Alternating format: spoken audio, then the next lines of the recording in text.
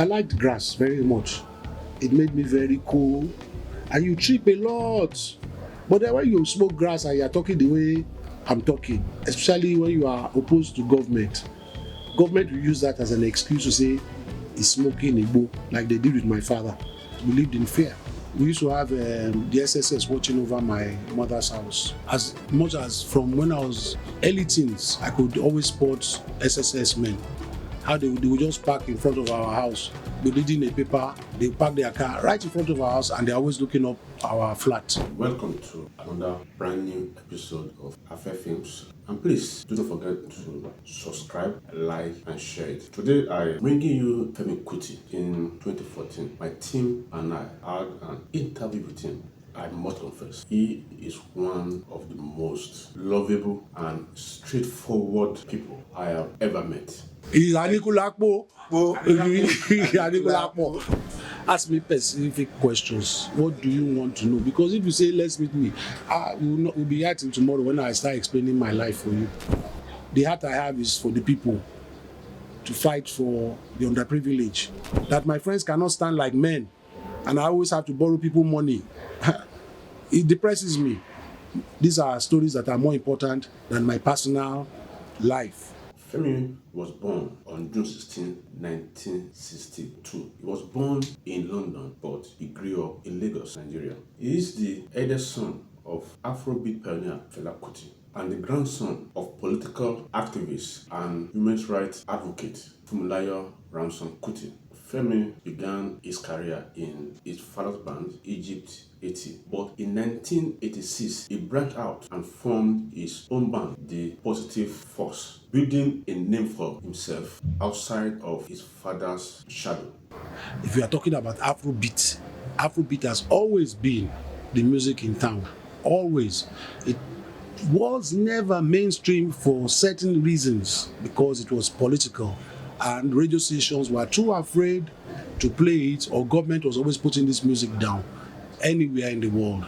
So during my father's time, every great musician, from Miles Davis, Paul McCartney, Lennon, every great musician listened to my father's music in their homes, at their parties, to their friends, but it was never forefront in any music station. So when I growing up, music, Afrobeat, I knew growing up Afrobeat should be or should have been in the forefront of any kind of music. From reggae, which was always blasted on our radios, funk, which was always played, soul, blues, any kind of music. I knew what my father was playing it always felt special. Not because I was a son, because a lot of my friends felt the same way. All of us in school felt the same way. We all listened to the radio. We all went to the same parties. The same songs were played at the parties. But we all still went and loved listening to my father's Jenkoku or Alujonjo, Kijoyo, or Shakara, or Lady, or Zombie. His music was always special. It's not today for me. If everybody's talking about the Afrobeat, I'm not surprised. Because for me, the Afrobeat has always been, I've always felt this way about the Afrobeat. He shared what it was like growing up as Fela's son. His father was not just a musician, but a fierce critic of the government. Surprisingly, he revealed that his father never taught him music. He learned simply by watching. Still, life in the 70s and 80s was filled with fear for him. Yet in all of that, music became his safe space. There are times that were great. Sometimes it was very depressing, tough. It was a very larger than life figure. You go to school, everybody knew you. Because he was a social critic, you had teachers that were for him and teachers that were against him. So if you met a teacher that loved him, you had a good time. If you met a teacher that did not like him, you always got into trouble. Likewise, many of my friends or many of my classmates were children of people he sang against, so I always had a big fight. I was always fighting in school. There was no day there wasn't a big fight. There was always gang war in my school. Those that liked me because I was my father's son, and those that didn't like me because I was my father's son. So my school life was miserable for that reason. But I did have a good time because I did have friends that liked me, so we played ball together. but it was very hard to study and get through day-to-day living like an ordinary kid. Two, you say, well, I wasn't an ordinary kid because of my father. So I didn't ask to be my father's child. Then there was the aspect music. I never was taught music, so I had to find my way basically. So everything I've done all my career from day one till today is self-taught. And then how did I learn from my father? Was just by watching him and loving his music, and always knowing from when I could remember as a boy, I just wanted to play this music. I loved it from this probably 60, 67, 68 or 69. I just loved my father for what he was doing, and I loved him all the time. We did have our disagreements, many, but I did love him, and I respected him and adored him, and I loved his courage. So your question is very, very big to pinpoint. My life was full of, it could even be full of trauma, because when instead of having police harassments, we lived in fear. We used to have the SSS watching over my mother's house. When we saw the SSS, as much as from when I was early teens, I could always spot SSS men. How they would just park in front of our house, be reading a paper, they park their car right in front of our house, and they're always looking up our flat. And then they had shifts. When that one is tired, the next person will come take over and just be staring up and pretending they are reading a paper, even in the night. Just to even go downstairs for a walk. My mother was always afraid they will kidnap us or use us against my father by arresting us or something. We lived in perpetual fear, all this, especially in the 70s and way into the 80s as well. So you could say I was quite traumatized. But with all this chaos, with the music, I still found there was a lot of happiness, there was a lot of joy.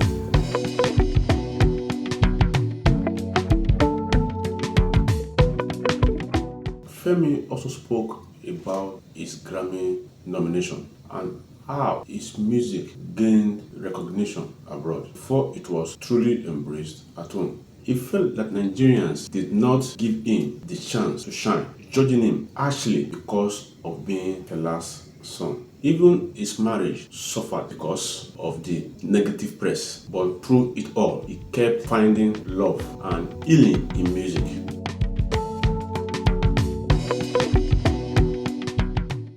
Nigerians never gave me, they always wrote me off. I've had a terrible career, very unhappy career from day one. Because first, when I was with my father, you see, even when people are even saying Fela today, there are so many periods in his life that everybody was against him in this country. So many times, the press, bad stories about him, either because he was smoking igbo or because of his wives or whatever the reason. There were so many write-ups that were bad. Or we as the children, we go into a home because we had my girlfriend introduced me to her parents. Oh, Fela's son. The next thing, I go there the next day, don't bring him here again. They kick us out of the house. This happened with my sisters as well. Just because we were Fela's children, there were many homes we could not go into. And the boy or girl would just say, oh, sorry, I can't see you again. Why? Oh, then we knew automatically. It happened so many times that we knew that, oh, because we are Fela's son. Even my marriage, my wife had to leave our parents to get married and pregnant, and we had to run out of Lagos to get married secretly, so nobody will know she's getting married to me, because her parents were against her marrying or being with Fela's son. So this happened all my life. So growing up, leaving my father at that point when I left, it was another reason to bastardize me again. Knowing fully well that in Africa, everybody expects the son to either take over the father, or you cannot oppose your parents. In Africa, what I did was like, it was a taboo. So I just gave people more reasons to not like me, or the press a field day to just keep on writing more negative stories. From my father's perspective, it seemed I played into his enemy's hands. So he was very upset. So we didn't talk for a very long period of time. But I was a young boy, full of energy, angry about so many things, even angry with him that didn't teach me how to read and write music, and he expected me to excel. That I now understood I had to find my way in life. So I decided to first cut away from him and find my way. So I wanted to do my own thing. So I had to teach myself. I moved back to my mother's house. I said to just completely change so many things about the way I thought, which I believe was a very good thing. So for a very long period, my first album was a complete flop. My second album, which my father even loved, was a flop, till Motown came and signed me with their sister company. Did my first hits. Came many years. This was, I think, 94. Nearly 10 years after I started professionally on my own. 1 decade before Nigerians wanted to even listen to my music. And that track was called Wonder Wonder. My first international tour was in 1988. So I was already making a name in Europe and America. I was traveling 2-3 times a year, but never having a show that people liked here. Oh, his music is too fast. I can't hear what he was saying. But then I used to wonder to myself, but the music you people are listening to, especially this rap, me too, I can't hear what they are saying, but you people will sit down and I say, what's this guy saying?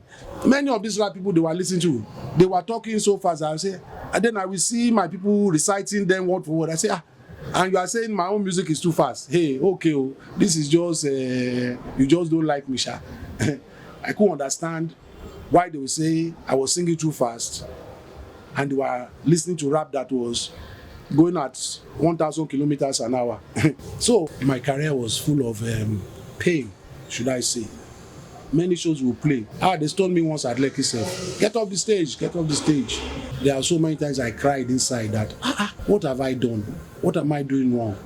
I think people just wanted to see a replica of my father. And I was not ready to be my father's replica. I already knew from a very young age, I will never be Fela Kuti, but I can be Femi Kuti, son of Fela Kuti, which is what I believe is my destiny, which is why God created me like this. If God wanted me to be Fela, I would have been Fela. I won't be his son. So I couldn't understand. My mind was always in turmoil and chaos. I was a very, very unhappy person. And I only found comfort playing music. So I did make my name outside of this country till Wonder Wonder became popular. And then bang, bang, bang, in 1988. Then I said to win a lot of international awards. But to your question, my career was never based on I'm setting out to win awards. My career was based on I just want to play good music. I want people to love my music and dance to my music, blah, blah, blah, blah, my music. But how will I play this music? And like I said, my father was larger than life. And I knew that it was an uphill task. And I knew my father from before he became popular as a boy growing and how he just became the man of the people.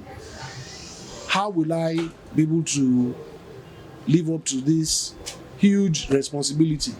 So this was very worrying, a very worrying factor in my mind.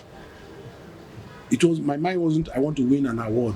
So when I said to win a lot of awards here at home, they were, as much as I was happy, they were very, I would say irrelevant, but my mind wasn't, it was just like, so what? That wasn't the purpose. There was not that, the excitement of if I play a number and people are dancing to it, or people say, we love that your new song at the shrine or wherever I'm playing. Those awards didn't give me that kind of excitement of writing those new songs. Even till today, if I write a new song and people here just say, they really love that number, those awards don't give me that excitement. winning or being nominated for the Grammy just shows I'm on the right track. And all those people that wrote me off at the beginning of my career, I can sit back, even if I die today, and just laugh. Shebi is the person that you said will never make it. But this is the Grammy that you people look up to. And when I was nominated the first, I said, so what? We have other Nigerians that have been nominated even more than that. When I was nominated the second time, just because they didn't want to accept, I'm doing well. It's because it's Fela's song. Then 3. You see, it's because it's Fela's song 3. 4. It's because it's Fela's song. If it's because it's Fela's song, they will let me win it. They will give me sha. Why am I not winning it? If it's because I'm Fela's song. The Grammy don't care whether you are Fela's son or who the hell are you. The Grammy is so big. The Grammy doesn't care about anybody. The Grammy is a franchise that who are you? If you know, it's such a not negatively arrogant award. They don't need you. The Grammy does not need you to make it. It's a name that you need the Grammy. If you win or are nominated, you'll be shouting, I'm nominated, or you need the Grammy. The Grammy doesn't need you. So whether they give you or you don't give you, the Grammy will still continue long after you are gone. The Grammy will still be there. So if it was because I'm Fela's son, they will have given me by now, because probably they need me to win the Grammy. So I don't look at it from any of that. I don't look at it. I do appreciate that the Grammy keeps nominating me because of what I told you. These people that gave me a tough time growing up, I can always sit back and say, you look up to the Grammy. You need the Grammy. You appreciate the Grammy. The Grammy is your life. And the Grammy is nominating this guy. Not 1, not 2, not 3, not 4. 4 good times. And I have medals. They give me a medal. I have the medals hanging. I put it in my cupboard. I don't even show it off. All my awards. If you see where I keep my awards, you even give me a dirty slap. I put them, I lock them in a cupboard. They don't come out of that cupboard. I lock all of them up. So my medal, I put it there, I've locked it up. To remember, so I don't lose my head. I don't get arrogant. I don't lose my purpose. My purpose was to play good music. Then it became, what is the most important thing in my career? To sing about things that are very meaningful to me, which is my environment, what I grew up, listening to my father. Poverty, corruption, no job, no money. I've had a lot of broken hearts, I can assure you. I should even sing about it, so people will even know more about my love stories and understand why love doesn't shock me as it shocks a lot of people. Maybe because nobody ever gave me a chance to be in love or to be loved or to even love somebody. Every time I fell in love, they broke my heart. They didn't even break it, they shattered it. So being Fela's son, I don't have a heart anymore. The heart I have is for the people, to fight for the underprivileged. These are things that when I sleep, because even it affects me, no electricity affects me, the corruption affects me, that people always have to beg me for money affects me, that my friends cannot stand like men, and I always have to borrow people money. It depresses me. These are stories that are more important than my personal life. And maybe this is how God wants it, but this is where I was brought up. So the Grammy, lastly, and I hope nobody asks me this question again, I do appreciate and I respect, I'm nominated, blah, blah, blah. But it is not my objective.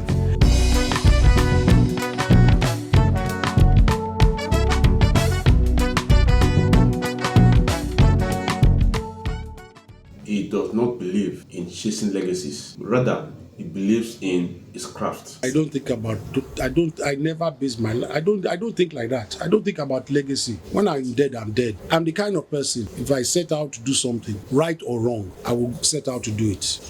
As long as it's good. As long as I'm not stealing or killing somebody. But if I believe I want to be a musician, I will do everything to become that musician. I will give you another very easy example. After teaching myself the sax, nobody believed I taught myself the sax and took myself to where I got to just on my own, and appreciating my seniors in the business or great people like my father. He had one saxophonist, Igo Chico, people like John Coltrane, great saxophonists. I can't even think of all their names right now. Sonny Rollins. Listening to them and saying, wow, these are great people. And I knew I could never be them. But where is my voice? Where is Femi Kuti's voice in all this? And just practicing hours and hours and hours. Today I still do 6 hours practice every day. And after playing the sax for so long, I got to the studio in 2000, recording my first Grammy nomination album. And my trumpeters just decided not to play. And they made life difficult for me in the studio. For what? I don't know what their reason was that day. And I will say, play now. I had to hire a Cuban to play the trumpet parts. You see this story, many Nigerians don't know this story because I'm not somebody that wants to go and tell the Nigerian press how bad our people have behaved when I'm on the road or how nasty they behave sometimes when I take them out of this country. Maybe one day I will even say this. But this day in the studio, they embarrassed me, the country. They just were difficult. And the French people that I was working with, what's wrong with your people? Don't they hear what you are singing? Don't they hear what you are doing? So we had to hire a Cuban. And I said to myself, I'm going to teach myself the trumpet. And they laughed at me. They said, you are even too old to play the trumpet. I said, this trumpet, I will play it. And I picked up the trumpet in 2001. My last 2 albums, I've been playing the trumpet part. Even if I put somebody to play it, when they all leave the studio, I sit with my producer, Sodi, and I start laughing.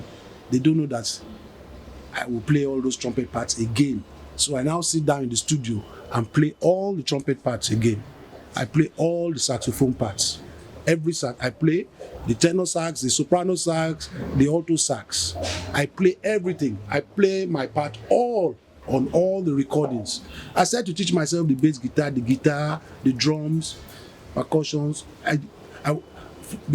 For 10 years, I just started teaching myself all the instruments. So never again will any of my people will go to the studio and they will just give me a hard time in that. Now when I go to the studio with my band, because many of them they are all new members and have been watching me sit, they watch me practice. And when we're on the road, they see me wake up, what am I doing? Practice. I practice from when I wake up to when I sleep. Minimum every day, 6 hours. They see me. So they know when I'm going into the studio, I'm not joking. When I say, this is what we are doing, they know they are not going to mess around. Why? Just because of that experience I had to change my way and probably put more acceleration into my life and make it more whatever. But they taught me a very big lesson. Now I can play the trumpet professionally. I even started teaching myself the organ. I cannot play like a great pianist because I was not classically or jazz trained. I just had to find my way. And what have I done? I started to use the organ to enhance my creativity. So I found a style, just playing the organ. So my music, I now looked, I need an undercurrent in my music because sometimes my music can be very fast. What do? I now use the organ to draw my music back. So now my music makes more sense, locally, internationally. So all this is from what happened in 2000. All this is what happened then. That just made me sit down and say, okay, this is what I'm now going to do. And in doing that, God just gave me, open more. My auntie used to say, when one door closes, another door will open. So I'm not somebody I never let anything disappoint me. Even when my father died, I was very depressed. 97 was probably the most difficult part in my life. I lost my favorite cousin, I lost my younger sister, and the papers were saying, all the Kutis are going to die. One pastor came out predicting that we're all going to die. So it was a very worrying time again in my life, and I was like, wow. I just took the positive side of this. Say, well, if I'm going to die, let me die not like a cockroach. I want to die like a man. So I just continued doing what I knew how to do best. I didn't let it worry me. So I never thought of a legacy. I never thought I would be, should I say, I don't even like using the word famous. I like to be very humble. I love my peace. I like to be quiet. You will never see me socializing and showing off anywhere. Look, I'm somebody, if you lock me in that room, just give me my trumpet or my musical instrument. You will come back, go and do all your rubbish. You come back and meet me there. I won't go anywhere. I stayed in my home for 14 years. I did socialize in this country. I did socialize. Nobody saw me. The press were writing, I've gone mad. They were writing a lot of rubbish about me. I just sat here and just said, well, God knows, you know.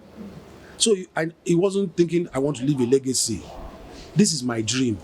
I just want to play music. The dream I chose, probably because I'm Fela's son, it has its difficulties because everybody will be judging me with my father, blah, blah, blah.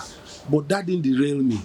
So what I would tell a young person is, if you really, truly, if it's football you want to do, or you want to be a plumber, you need that passion. You must really love it.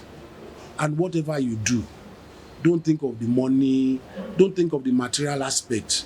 Just do it. Your reward, you see, when your rewards even come, you not even know you are being rewarded.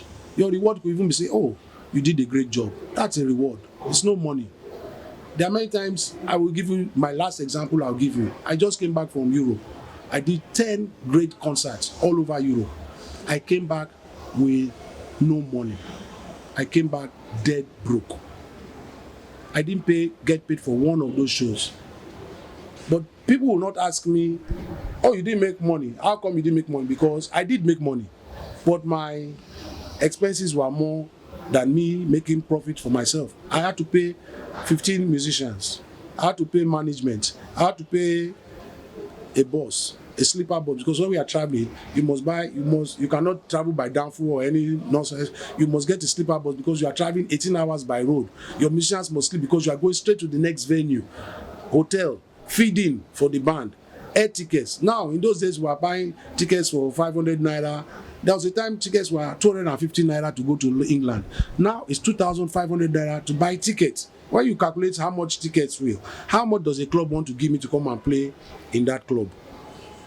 So, by the time I played all the show, I did not come back with $1. $1. But now, what have I done? What did I do? I said, do I love what I'm doing? Yes. Have I made my musicians happy? Yes. I've kept my band alive. Good. So they can feed their families. Will I go broke if I do this?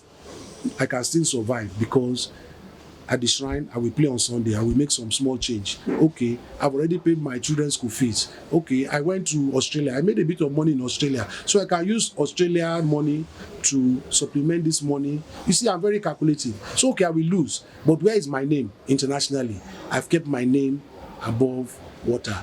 Now, the whole of Spain, the guy who took me to Spain said, all the years I've been in Spain, in just 4 days I was in Spain, is more than the 10 years I've been trying to play in Spain. Because I did so much promo. I was in every radio. No matter how tired I was running to all the radio stations. I was seeing any TV that wanted to talk to me. No matter how, I would do the interview. I was running, I was doing everything. Then I had no time. I didn't sleep. I jumped on stage. So I was in Zaragoza, I was in Madrid, and I was in Barcelona. Those 3 very, very important shows, and the press coverage was massive. Now, I said to her, you speak Spanish, you won't know what I did in Spain, or you are interested in my career. You won't see the impact of what, for this guy to say, all your years you have been trying to get, you have been playing in Spain, what you have done in these 4 days you are here is more than that 10 years you have been coming to Spain. Just because I just said, okay, I'm not going to make money. Let me seize this. So the next time I come to Spain, maybe I will make some money. I don't believe I'll make money in Spain next time because they have a very bad recession. There is no money. There is no job. So you want to go to Spain, you want to make money, but the people you are playing for, they don't have money. They don't have work. Their economy is down. So, and they love you, and they love your music, and your music is about fighting for the underprivileged. Then you are coming here, you want to make money. So how can I be thinking materialistically if I'm going to a country that is facing all these economical problems? That means I'm not a true fighter. That means I truly don't believe in what I'm saying. So what guides me? My passion, my love, my sincerity. I really mean and love what I'm doing. So this comes first and foremost. If money comes, that is secondary. And when the money comes, I find that I can't spend that money personally. Like, you will not see me wearing gold, or I want to show off that, hey, I've arrived. No.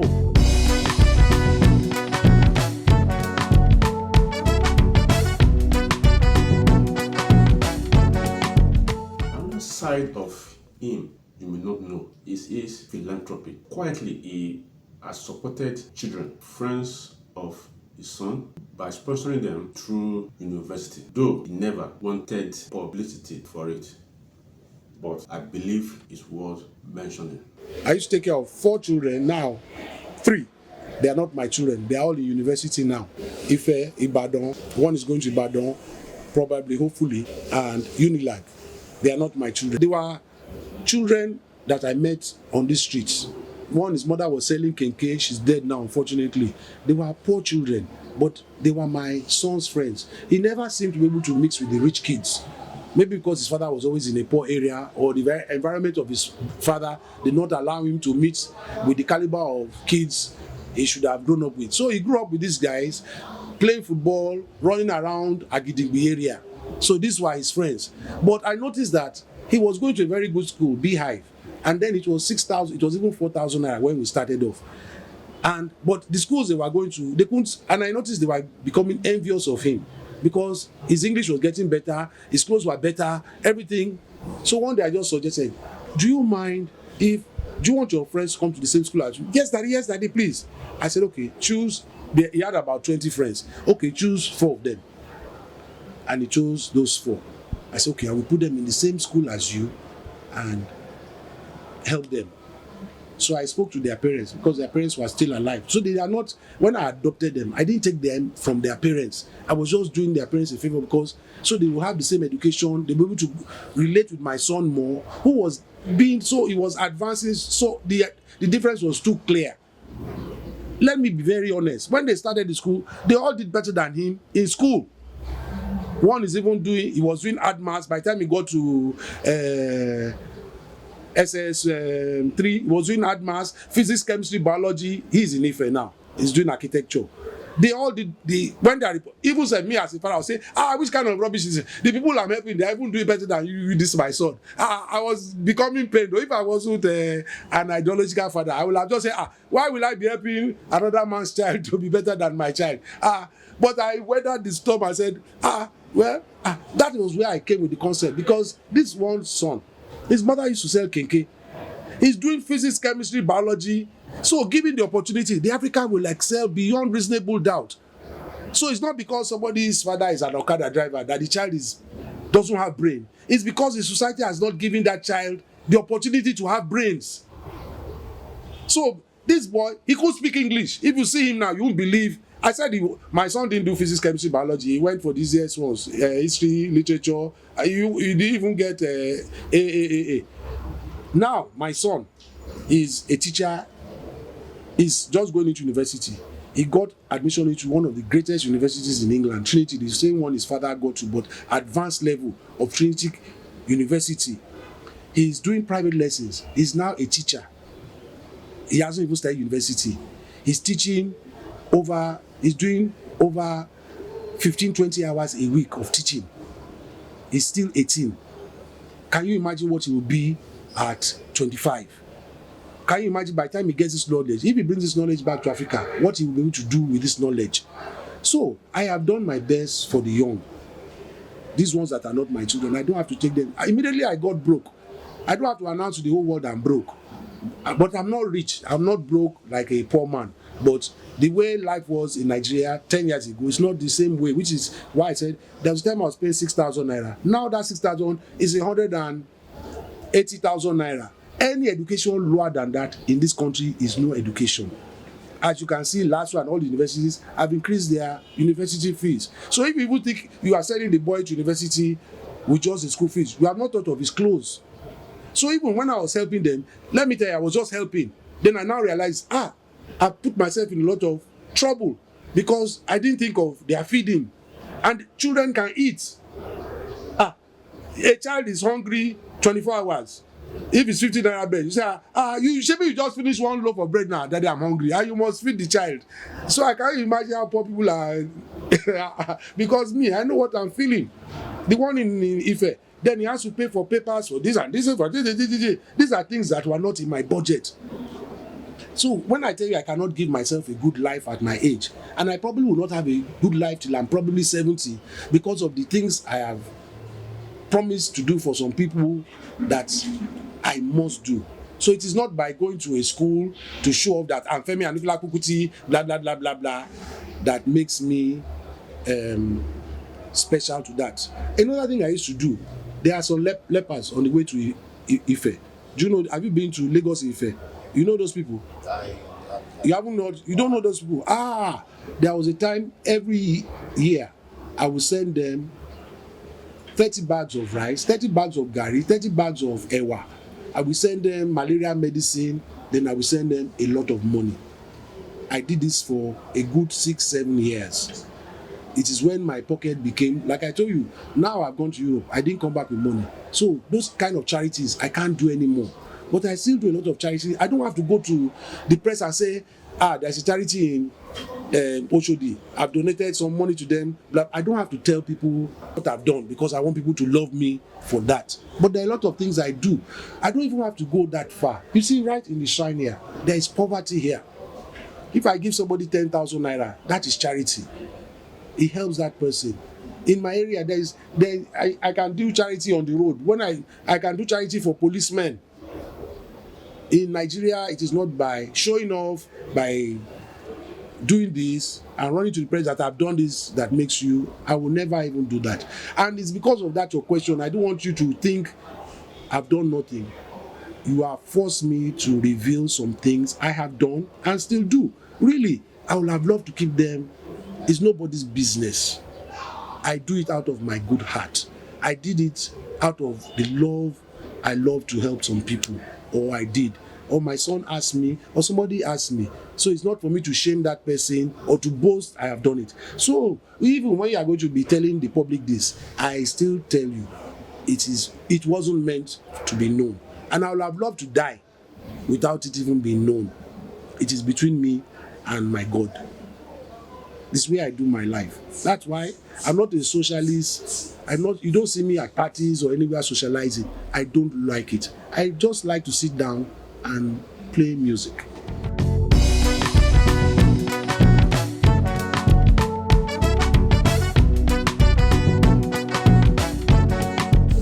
It's very hard for you to understand where I'm coming from.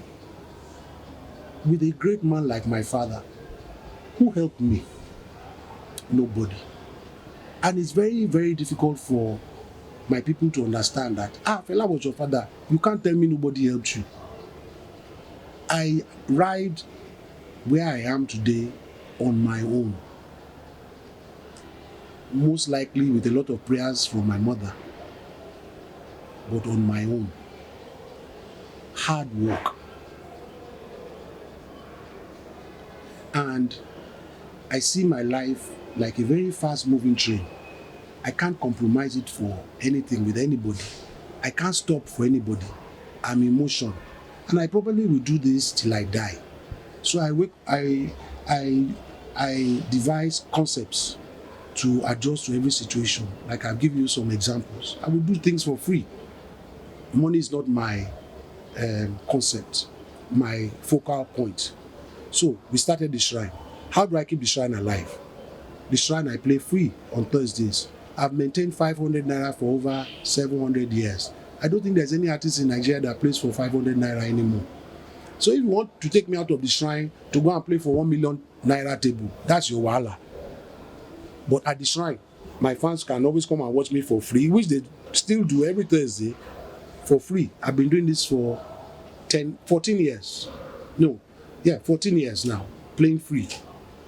Isn't that enough? Then I have the biggest disco in Africa, where we have 2,000 people every Friday. It's free.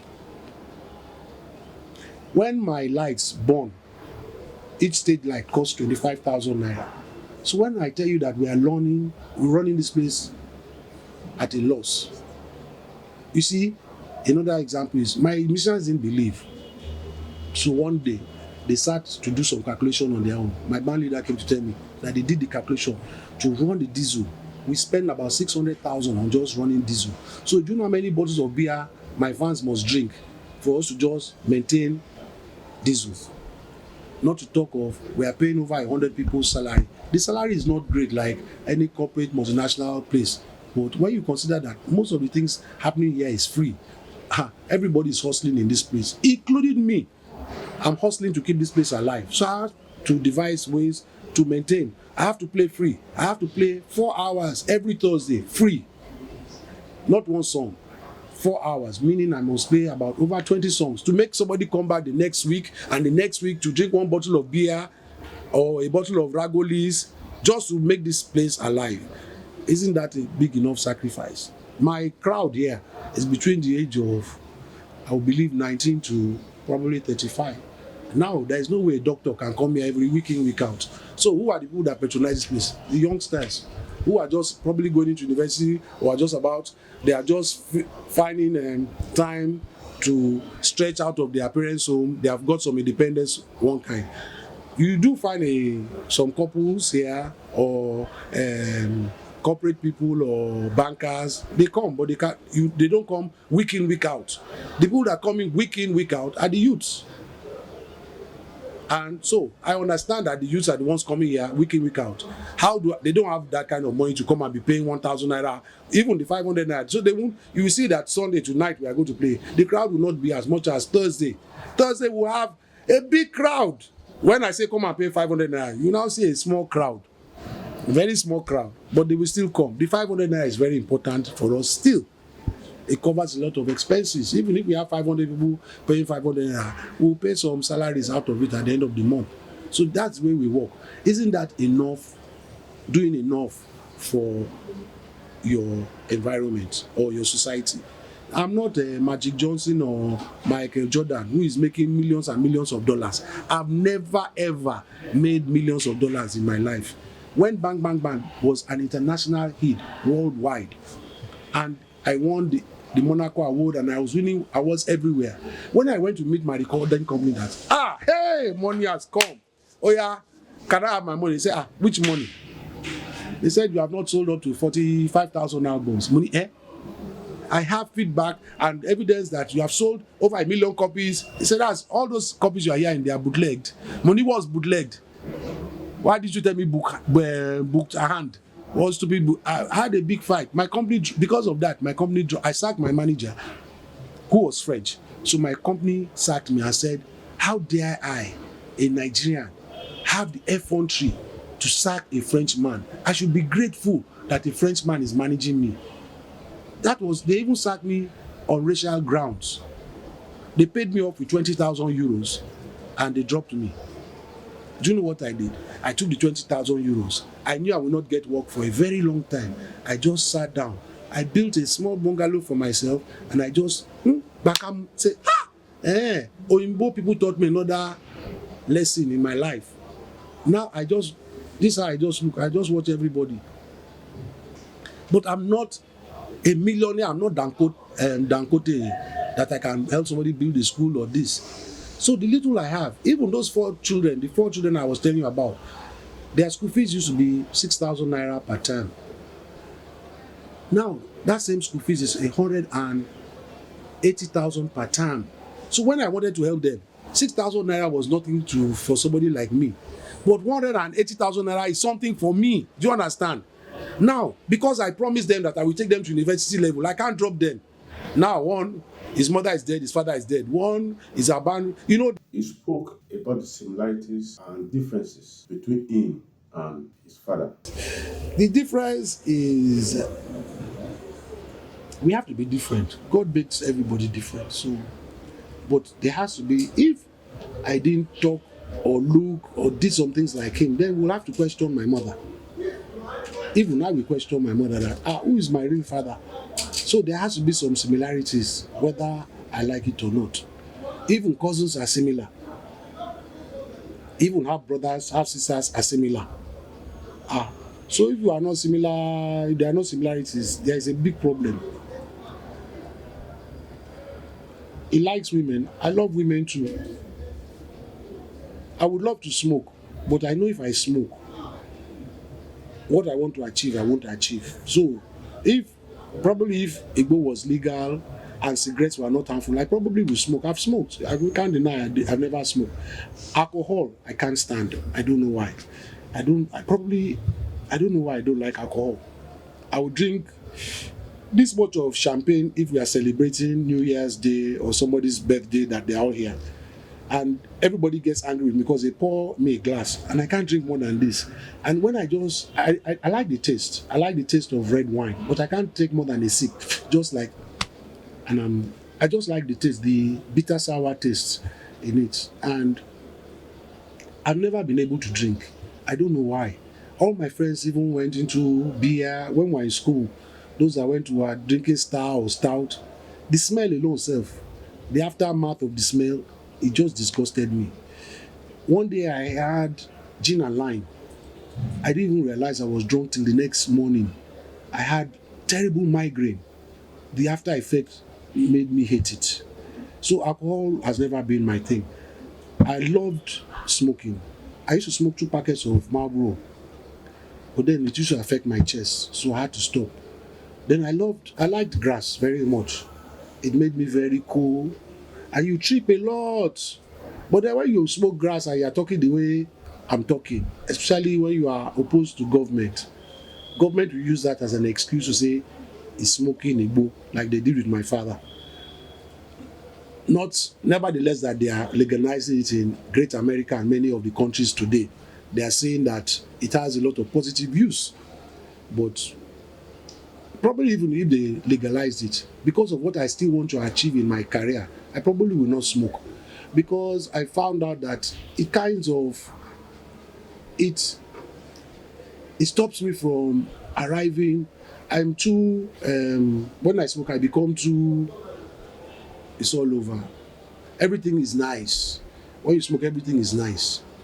You are very far from the reality. For me, since I know everything is not nice, and even if everything was nice, I'm the kind of person that likes to work very hard to achieve as much in my lifetime. So the day I die, I want to be content. I am somebody that understands I'm going to die, accepts the fact I'm going to die. I'm prepared for death, and I think of it every day of my life. So my greatest wish is the day I'm going to lie down, if I'm allowed to do that on my deathbed, I want to say, I lived. I kind of lived a good life. And the only way I can do that is if I'm content with myself.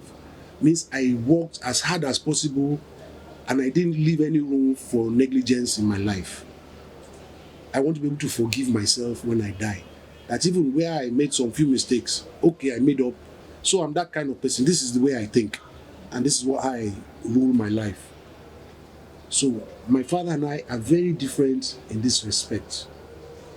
My father likes life very much and he utilized his life to the best of his ability, as we all know. My father had 27 wives and he had sex a minimum of 5 times a day. I would love sex 5 times a day, but then my problem would be, where will I have the time to practice 6 hours a day? I would love to practice 6 hours than have 6 hours of sex. I'm that kind of person. So I think we are different. My father didn't like to practice. He said it many times. He said he was a very lazy musician. But then you will wonder, how can somebody that did so much creation in his world believe he was lazy? My father was a very funny man. He would do some very, very funny things that you will just sit back that, you say you are lazy, but see how hard, see the creativity you did. So probably, if he didn't feel he was lazy, he might have done more. Maybe. I don't know, but I'm just tripping. I'm that kind of person that, because I saw my father's life, I really would, every son wants to be like his father. So I was somebody that wanted to have many women, blah, blah, blah. But the reality is, luckily I was exposed at a very young age. The competition outside there musically is tough. And if you live in the small area of Nigeria, you can be fooled you just trip in Nigeria. The competition outside this country is, if you want a bassist in America, you can find 10,000 bassists easily. They can all read, write. They are coming out of university every year. Great bassists, and they are trained properly. You cannot imagine how great these musicians are. You want a saxophonist, thousands of them. You want a drummer, thousands of them. So when you see the competition, then you know that if they are working 1 hour, you better work 5 hours. Somebody like me that I wasn't schooled, I'm at a disadvantage. So they can read music, they can write music. I can't read, I can't write. So I need to do something more than them to always be a bit higher than them or on the same level, but never lower, because if I'm lower, then I'm forgotten. So I understand that my father's time isn't my time. Likewise, I ensure my son gets best, is going through technology training, through everything, because his time will not be like my time. He will not be able to get away with not writing and reading music. I could get away with it because of my time. And because I understood it is my time, because I'm still living, I'm now moving into another time in my time. Or else, like you see, many of my mates are not being spoken about today because life changes. Age catches up with you. So many things catches up with you that if you are not careful as a musician, you will just be living on past glory. You must always be on your toes till you die. It's a very sad profession where nobody cares if you are sick, if you are depressed. You must climb that stage and make people happy. Nobody cares about your own emotions. You have to always give, and all your life you are giving, all your life. But it's your choice. If you decide to go this route, you just have to accept it. And that's all this I understood. Maybe being with my father, the books I read, my mother, and my grandmother did something for me when I was young, because I was a very arrogant young boy, being Fela's son. Omo Baba, everybody, yeah, you are great.